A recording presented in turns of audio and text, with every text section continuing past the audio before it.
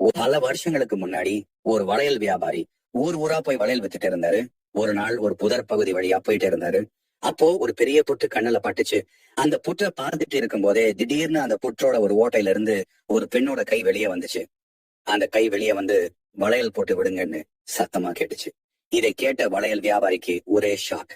பயத்துல அரண்டு போய் அங்கிருந்து வேகமா ஓடிட்டாரு. மறுபடியும் சில நாள் கழிச்சு வியாபாரி அதே வழியா போயிட்டு இருந்தாரு. அப்போ மறுபடியும் அதே புற்றுல இருந்து அதே கை வெளியே வந்துச்சு. இந்த முறை வளையல் போட்டு விடுங்கன்னு சத்தம் ரொம்ப ஆக்ரோஷமா கோபமா கேட்டுச்சு. வியாபாரிக்கு மறுபடியும் பயம் தொத்திக்குச்சு.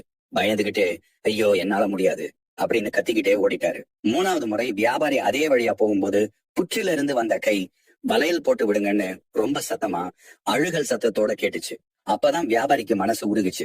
இது ஏதோ சாதாரண விஷயம் இல்ல, ஏதோ தெய்வீக சக்தி தான் அப்படின்னு புரிஞ்சுக்கிட்டாரு. உடனே வியாபாரி ஊர் மக்களை கூட்டிட்டு வந்து நடந்த எல்லாத்தையும் சொன்னாரு. ஊர் மக்களும் அந்த புற்றை பார்க்க வந்தாங்க. அப்போ அங்கிருந்த ஒரு பக்தர் மேல சாமி இறங்குச்சு. நான் தான் சாமுண்டேஸ்வரி, இந்த இடத்துலதான் நான் இருக்கேன், எனக்கு ஒரு கோவில் கட்டி வழிபடுங்க, நான் உங்களை எல்லாம் காப்பேன் அப்படின்னு சாமி சொன்னச்சான். இதை கேட்ட ஊர் மக்களும் அந்த வளையல் வியாபாரியும் சேர்ந்து அந்த புற்றை சுத்தி ஒரு கோவில் கட்டினாங்க. இப்படித்தான் கம்பம் சாமுண்டிபுரம் சாமுண்டி அம்மன் கோவில் உருவானது. இன்னைக்கும் அந்த அம்மன் மக்களை காத்து அருள் புரிஞ்சுட்டே இருக்கிறாங்க. நீங்களும் ஒரு நாள் போய் இந்த அம்மனை தரிசிச்சுட்டு வாங்க.